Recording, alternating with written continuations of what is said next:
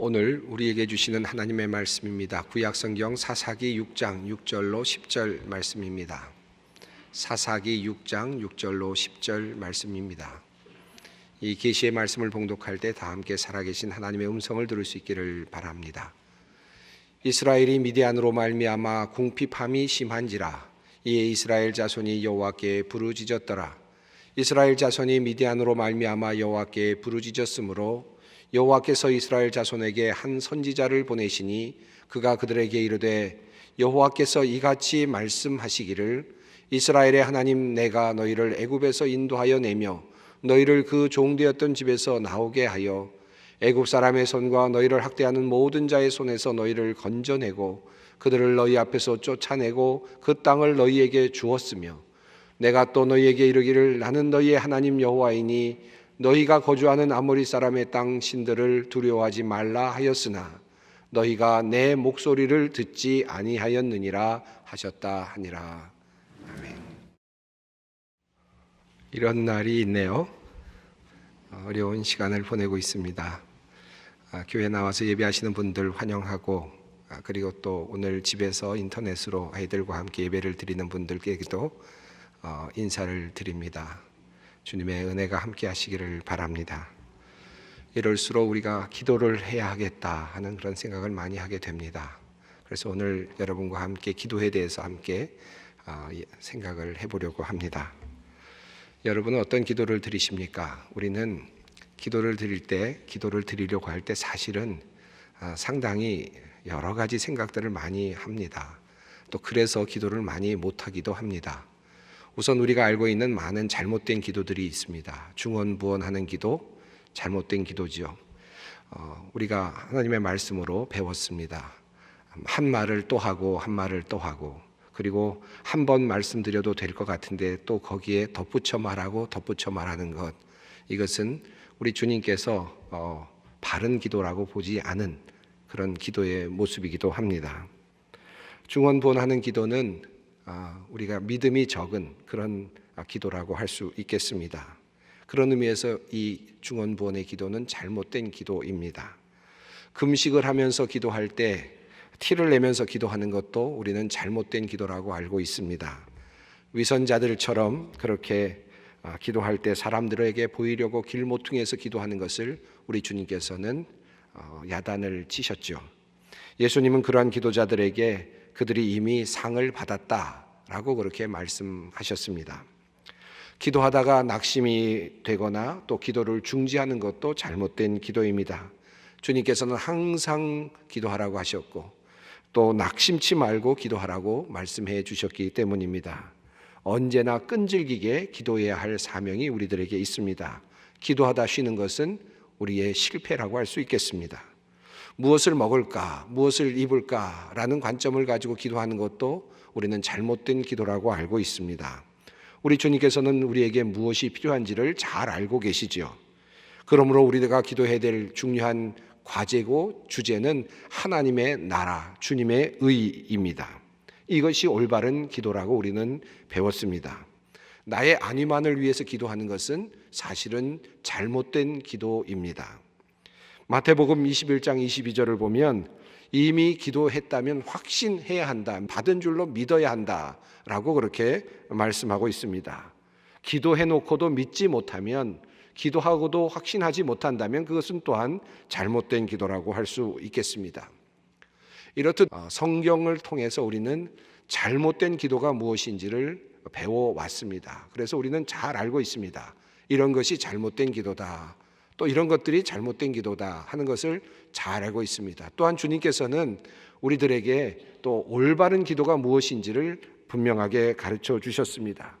하늘에 계신 우리의 아버지의 이름이 거룩히 여김을 받으시고 하나님의 나라가 오게 하시며 라고 시작되는 이 주님의 기도는 우리가 어떻게 기도해야 하는지를 알려주시는 주님의 배려의 모습이라고 할 수 있겠습니다.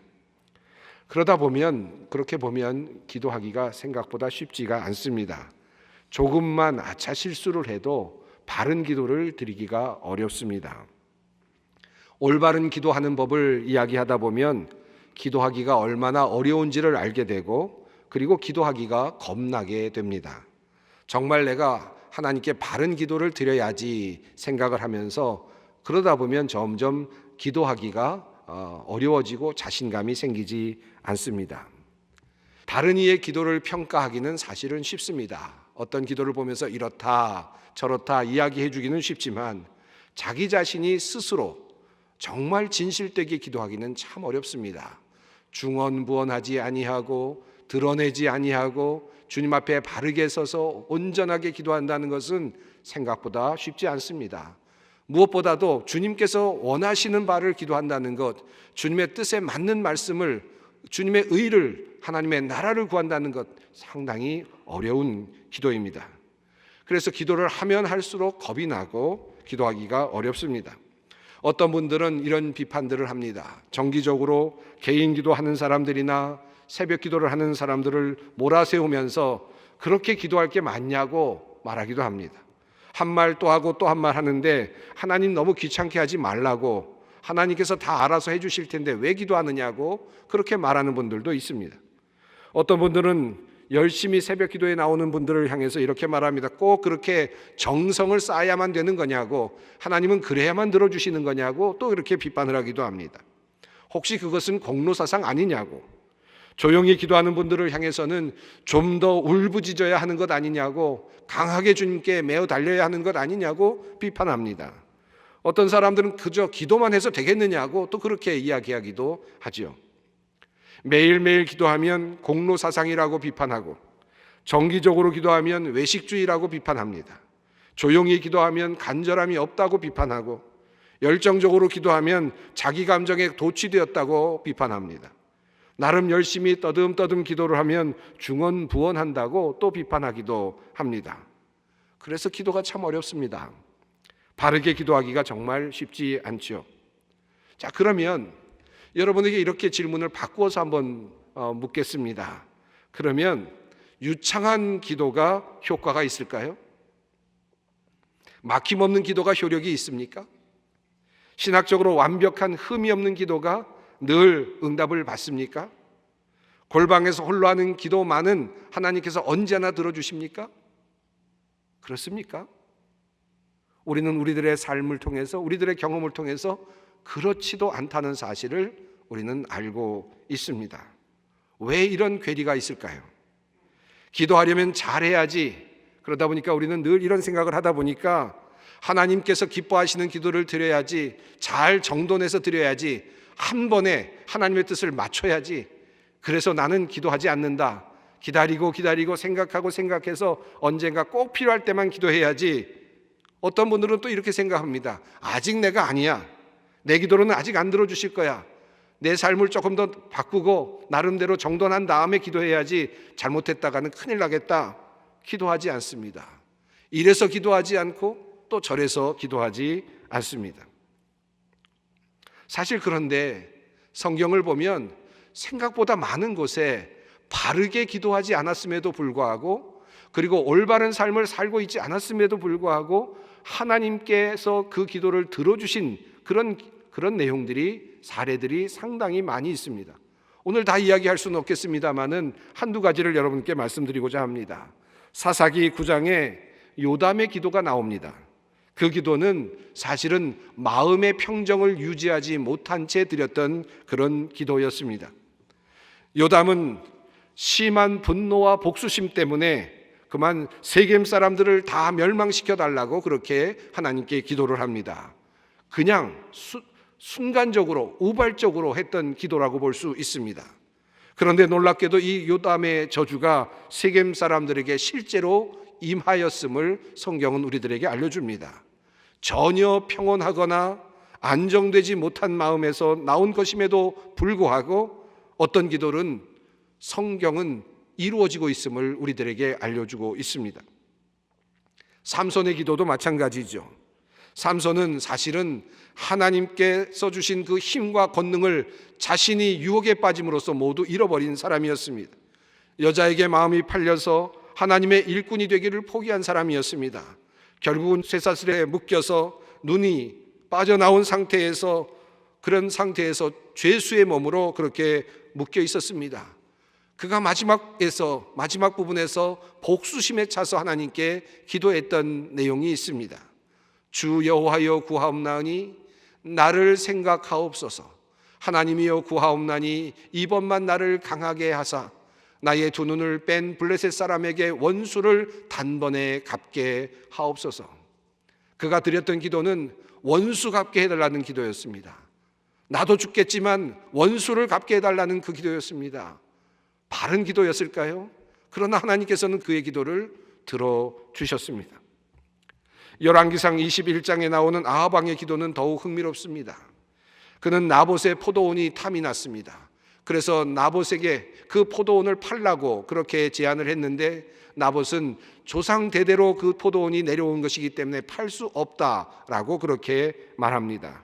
그러자 그것이 탐이 나서 아합 왕의 아내 이세벨은 거짓 증인을 세워서 나봇이 하나님을 저주했다고 말하게 하고는 하나님을 모독했다는 죄로 그를 죽이게 됩니다. 그리고 포도원을 차지합니다. 엄청난 죄죠. 그런 죄가 어디 있겠습니까? 그런 아합 왕에게 하나님께서는 엘리야를 보내십니다. 하나님의 뜻을 전하십니다. 그에게 임할 저주를 하나님께서 말씀하십니다. 그런데 아합 왕은 이 말을 듣고 순순히 회개하는 신용을 합니다. 그러자 하나님께서 말씀하십니다. 너희가 아합 왕이 겸손해진 것을 보았느냐?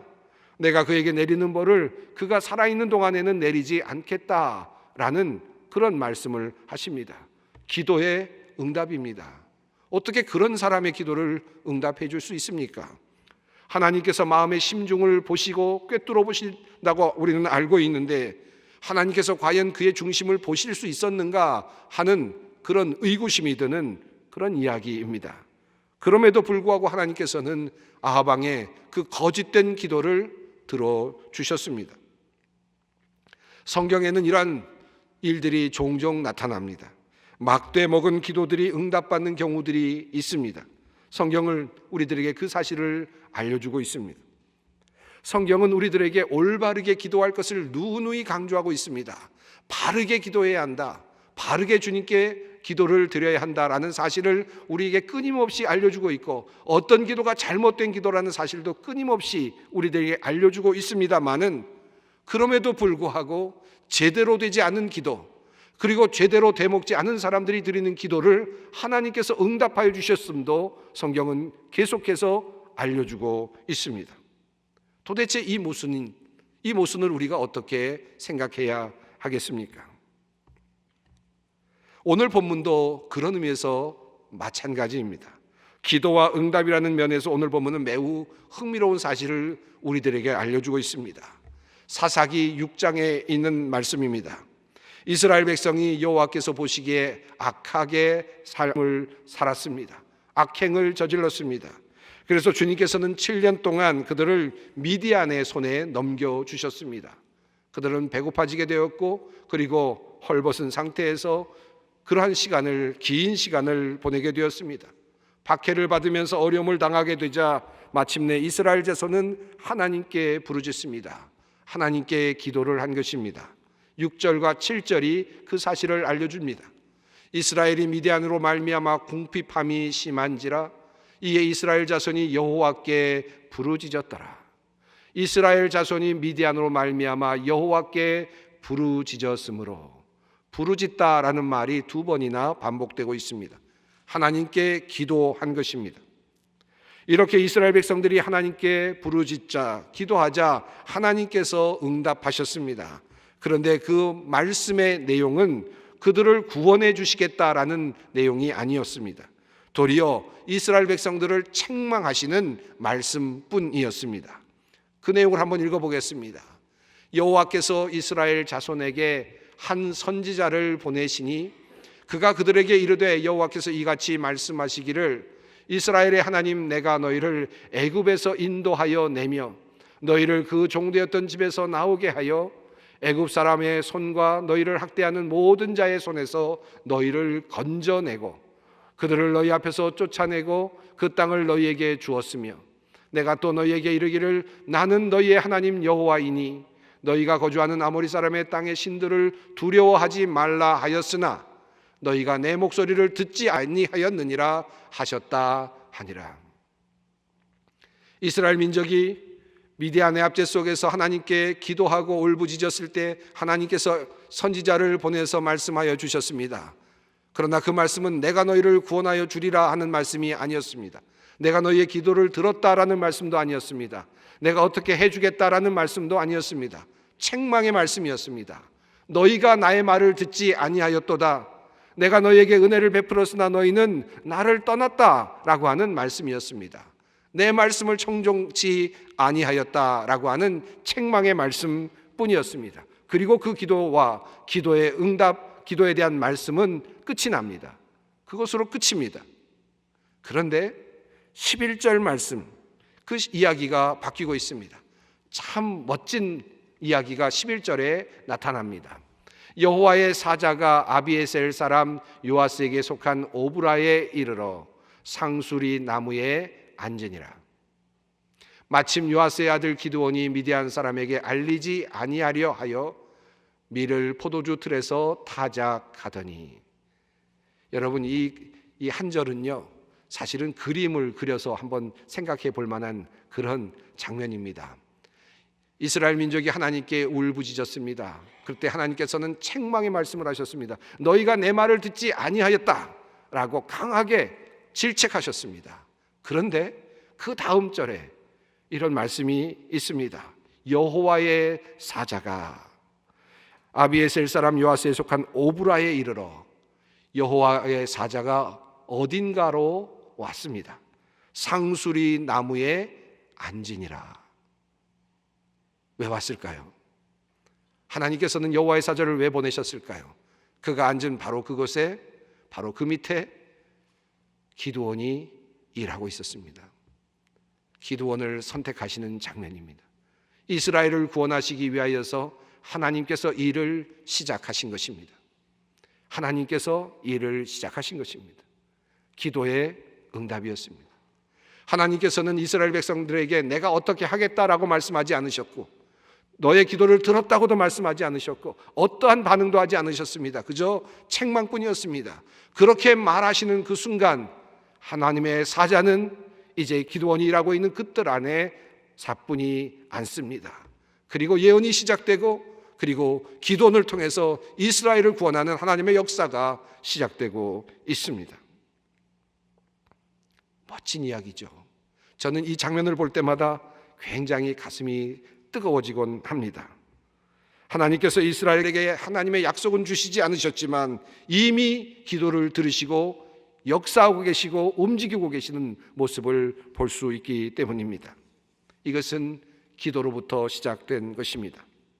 저는 이 장면에서 웅장한 하나님의 계획과 놀라운 하나님의 섭리를 봅니다. 기도의 자리에서 비록 아무 응답을 받지 못하였을지라도, 기도의 자리에서 하나님으로부터 책망과 그리고 하나님으로부터 책망의 소리만 듣고 아무런 약속을 받지 못하였을지라도 기도는 여전히 우리에게 희망을 만들어주고 있습니다. 자, 그러면 다시 처음 주제로 한번 돌아가 보겠습니다. 기도란 원래 어렵습니다. 제대로 기도하기가 쉬운 일이 아닙니다. 성경에는 바르게 기도하라고 말씀하고 계시고, 어떤 기도가 잘못된 기도인지를 끊임없이 말씀하시면서 바른 기도를 드리기를 원하시는 내용이 많이 있습니다. 그러나 동시에 그렇지 않은 사람들의 기도를 들어주고 계신 분도 또한 성경이 여러 곳에서 증언하고 있습니다. 도대체 어떻게 된 일입니까? 여러분 집에 두 아이가 한번 있다고 생각해 보십시오. 어머니와 아버지는 엄한 분입니다. 법도를 아는 분입니다. 아이들을 잘 키우고자 하시는 그러한 분이십니다. 아이들에게 예절을 가르칩니다.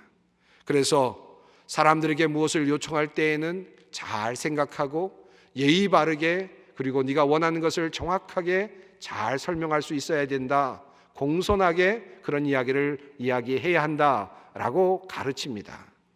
이 이야기를 듣고 첫째 아이는 그것을 마음에 새겼습니다. 그래서 가능하면 아버지 어머니에게 무엇을 요청할 때 어떻게 해야 할까를 고민합니다. 어떻게 하면 잘 말씀드릴 수 있을까? 그리고 이것이 아버지 어머니의 뜻에 맞을까? 내가 이것을 요청하면 아버지 어머니가 좋아하실까? 이것저것을 생각하면서 고민하면서 아주 드물게 아버지 어머니에게 와서 무엇인가를 달라고 하고 또 요청할 때가 있습니다. 그런 아이를 보면 아버지의 어머니의 마음은 아마 기쁠 것입니다. 그런데 둘째 아이는 다릅니다. 엄마 아빠가 어떻게 이야기했든 별로 상관하지 않습니다. 그냥 때를 씁니다. 갖고 싶은 것 있으면 달라고 그러고, 그리고 울기도 하고 무조건 달라고 합니다. 아빠 엄마 말도 잘 듣지 않습니다. 마치 어떤 권리가 있는 것인 것처럼 그렇게 마냥 달라고만 합니다. 여러분이 부모님이라면 여러분 어떻게 하시겠습니까? 첫째 아이는 아마도 마음이 놓이실 것입니다. 그렇게 사는 모습을 보면서 칭찬해 주고 싶으실 것입니다. 그 아이가 원하는 것을 다 주고 싶으시겠죠. 그러면 둘째는 어떻습니까? 막무가내인 아이를 보면서 안타까워할 것입니다. 때로는 교육을 위해서 어떨 때는 주지 않으려고 할 때도 있을 것이고 나름대로의 방법을 찾으려고 노력할 것입니다. 그렇다고 둘째에게 하나도 주지 않으시겠습니까? 무조건 거절만 하시겠습니까? 그러지 않을 것입니다. 왜냐하면 아버지는 아이를 사랑하기 때문입니다. 넘치는 사랑 때문에, 어머니는 그 아이를 사랑하기 때문에 그 아이에게 무엇인가를 줄 수밖에 없는 것입니다. 그 사랑 때문에 비록 잘못된 자식이지만 그를 위해서 줄 수 있는 것입니다. 다른 사람이 그렇게 요구하면 절대로 주지 않을 것이지만 그러나 자식이기 때문에 그것을 줄 수 있는 것입니다. 이따금 저는 짧은 인생이지만 정말 인격적으로 모자라고 사람들의 손가락질을 받는 사람들 중에 하나님의 축복을 받아 많이 누리는 분들을 종종 볼 때가 있었습니다. 물론 짧은 기간 동안 말입니다. 그리고 그러한 사람들은 대부분 그러한 부적절한 인격에도 불구하고 하나님께 매어 달려 기도하는 사람들이라는 사실을 발견하곤 하였습니다. 욕심으로 기도한 것이 분명해 보이는데도 불구하고 하나님께서는 왜 그의 기도를 들어주셨을까? 의문이 생길 만한 그런 사람들이 있었습니다. 그런 사람들이 축복을 누리는 모습을 보면서 도리어 때로는 의아해할 때가 많았습니다. 그러나 어느 순간 많은 시간이 지난 후에 저는 한 가지를 알게 되었습니다. 그것은 바로 하나님의 사랑이었습니다. 사랑하는 여러분, 우리가 막대 먹은 사람들의 기도를 하나님께서 들어주시는 이유를 우리는 오늘 배우고 있습니다. 그렇게 막대 먹은 사람들의 기도를 들어주시는 하나님이십니다. 왜냐하면 사랑하시기 때문에. 하물며 우리의 기도이겠습니까? 욕심으로 기도한 것들도 들어주시는 하나님이십니다. 하물며 우리의 기도이겠습니까? 우리는 하나님과 기도의 관계를 생각할 때마다 종종 교육적 관점에서 생각할 때가 참 많습니다. 하나님께서 무엇인가를 들어주시면 또 들어주시지 않으면 하나님께서 나를 교육하시나 보다. 들어주실 때도 하나님께서 축복해 주시며 또 교육해 주시는구나. 또 안 들어주실 때도 하나님께서 나에게 무언가 알려주시나 보다. 무엇인가 교육해 주시나 보다 라고 그렇게 생각하면서 교육적 관점에서 기도의 응답과 그리고 응답되지 않은 것을 판단할 때가 많습니다. 물론 그것도 좋은 판단의 하나의 방식입니다. 그런데 이렇게 생각해 보시면 어떻겠습니까? 하나님의 사랑에서 관점에서 한번 생각해 보십시오. 하나님께서 우리에게 응답해 주시는 것은 하나님께서 우리를 사랑하시기 때문입니다. 우리가 부족함에도 불구하고 우리를 사랑하셔서 주시는 것입니다. 우리가 잘못된 기도를 드리더라도 하나님께서는 우리를 사랑하시기 때문에 주시는 것입니다. 그러면 하나님께서 우리에게 주시지 않는 이유는 또 무엇입니까? 그것은 우리가 그것을 받음으로써 무엇인가 얻을 수 없는 것 또는 잘못된 것을 얻을 수 있기에 하나님께서 막으시는 것입니다. 다시 말하면 사랑 때문입니다. 그것 또한 사랑 때문입니다. 우리는 사랑 안에서 기도를 다시 생각해 볼 필요가 있습니다. 우리의 기도가 하나님께 응답되는 결정적인 조건은 무한하신 하나님의 사랑에 있는 것입니다. 우리의 도덕적인 조건이나 기도의 형식에 있는 것이 아닙니다. 전염병으로 온 나라가 걱정에 쌓여 있습니다. 손도 씻고 마스크도 쓰고 열심히 조심해야겠습니다. 그러나 이 세상 사람들이 할 수 없는 일, 우리가 한 가지 할 수 있는 일이 있습니다. 그것은 하나님께 기도하는 것입니다. 우리를 위하여 기도하는 것이고, 우리 믿지 않는 사람들을 위해서도 기도하는 것이고, 세상을 위해 기도하는 것이고, 그리고 이 나라 사람들을 위해서 기도하는 것입니다. 이것은 우리가 할 수 있습니다. 나는 아니라고요? 나는 기도하기는 아직 부족하다고요? 아직 죄가 많다고요? 아닙니다. 기도할 수 있습니다. 하나님의 우리를 사랑하시기에 우리는 그의 자녀로서 기도할 수 있습니다. 이제 그 기도로 나라를 다시 세웁시다. 이 민족을 섬깁시다. 기도가 우리의 능력입니다. 기도하겠습니다. 거룩하신 하나님, 이 시간 주님의 백성들에게 참으로 귀한 하늘의 비밀을 열어 보여주시니 감사합니다. 이제 성령을 통하여 주님의 뜻을 깨달아 알게 하옵소서. 어려움을 당할 때에 막힌 우리의 기도가 다시 우리의 입을 통하여 쏟아져 나오게 하여 주시고, 주님의 사랑을 체험하며 감격하며 살게 하여 주시옵소서. 우리 주 예수 그리스도의 이름으로 기도드리옵나이다. 아멘.